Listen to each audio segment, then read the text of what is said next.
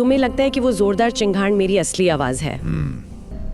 ये तुम्हारी गलतफहमी है। वो तो बस एक दिखावा है, एक रिएक्शन। हमारी असली बातचीत का तो तुम्हें अंदाजा भी नहीं है। असल में हमारी 99% बातें ऐसी होती हैं जिन्हें तुम्हारे इंसानी कान कभी सुन ही नहीं सकते। हमारी असली बातचीत, हमारा कम्युनिकेशन वो इंफ्रासोनिक वेव्स में होता है। मतलब 20 हर्ट्ज से भी नीचे। इसे ऐसे समझो, तुम्हारी सुनने की लिमिट जहाँ खत्म होती है, हाँ। हमारी बातचीत वहाँ से शुरू होती है। और इसका कारण है हमारे वोकल कॉर्ड्स बहुत बड़े। बिल्कुल, एक बड़े से ड्रम की तरह, जिसकी आवाज गहरी होती है, इतनी गहरी कि वो आवाज नहीं एक वाइब्रेशन बन जाती है। और जब आवाज इतनी खास है तो उसे सुनने का तरीका भी उतना ही अनोखा होगा। हम हाथी सिर्फ कानों से नहीं सुनते, नहीं, वो तो सिर्फ आधा सिग्नल है। असली टेक्नोलॉजी तो हमारे पैरों में है। हमारी आवाज हवा से ज्यादा तेज और साफ जमीन के अंदर ट्रैवल करती है। तो हम क्या करते हैं, हम अपना अगला पैर जमीन पर रखते हैं और जमीन की वाइब्रेशन से पूरा संदेश पढ़ लेते हैं। तो जब मैं अपनी मिस हथनी को कोई मैसेज भेजता हूँ तो वो पूरी तरह से इनक्रिप्टेड होता है। एक की हवा में है, दूसरी जमीन के नीचे, और तुम इंसान और तुम्हारी सारी आईटी कोडिंग उसे कभी डिकोड नहीं कर सकती। तुम बस हमें शांत खड़ा देखते हो और सोचते हो कुछ नहीं हो रहा। जबकि मीलों दूर तक हमारी प्राइवेट कॉल चल रही होती है। और इसी सिस्टम का एक और फायदा भी है। ये सिर्फ बात करने के लिए नहीं है,